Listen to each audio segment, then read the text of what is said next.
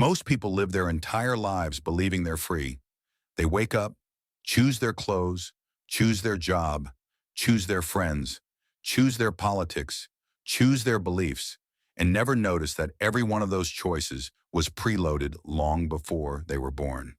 The greatest trick the modern world ever pulled wasn't tyranny. It wasn't force. It wasn't oppression. It was convincing people that their chains were choices. We were taught that freedom is the ability to pick from a menu. But what we were never told is that the menu itself is the cage. Walk through any city, any suburb, any campus, any corporate tower. Look closely.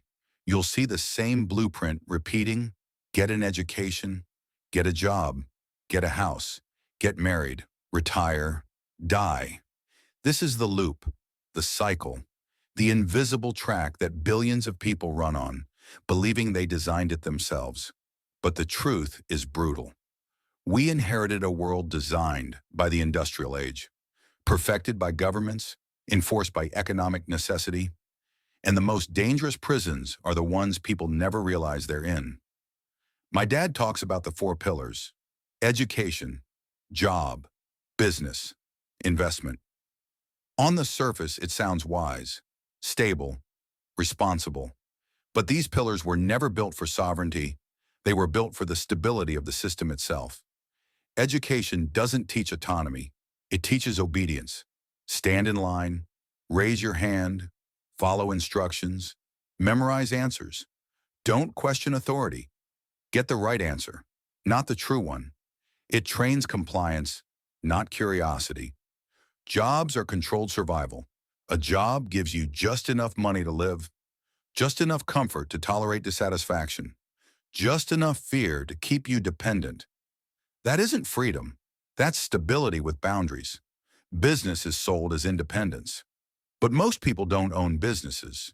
Their businesses own them. A glorified job, more hours, more stress, no safety net. True ownership is rare because it requires sovereignty of mind, not paperwork. Investments complete the illusion. Retirement plans, 401ks, pensions, accounts you can't touch until the system decides you're allowed to. Your money stays inside the machine long before it ever works for you. That isn't freedom. It's containment. People like to believe society evolved naturally. It didn't. It was engineered to keep populations orderly, to reduce unpredictability, to maintain labor supply, to reward conformity, to punish deviation. This isn't conspiracy.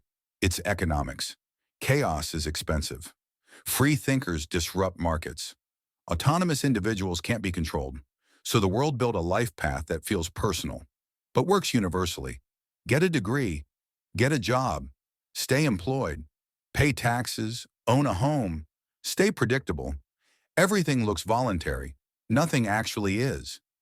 The key lie is simple. You are free to choose. Choose what? You choose your major, your employer, your mortgage, your investments. But you don't choose the structure of the system. You don't choose the value of your labor. You don't choose the rules of currency. You don't choose the framework of retirement. Freedom inside a cage is not freedom, it's permission. And permission is not sovereignty, it's dependency wearing a smile. My father isn't a slave. He doesn't see chains.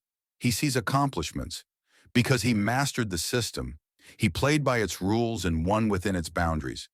But winning inside a system is not the same as escaping it. He became successful in the world he was given.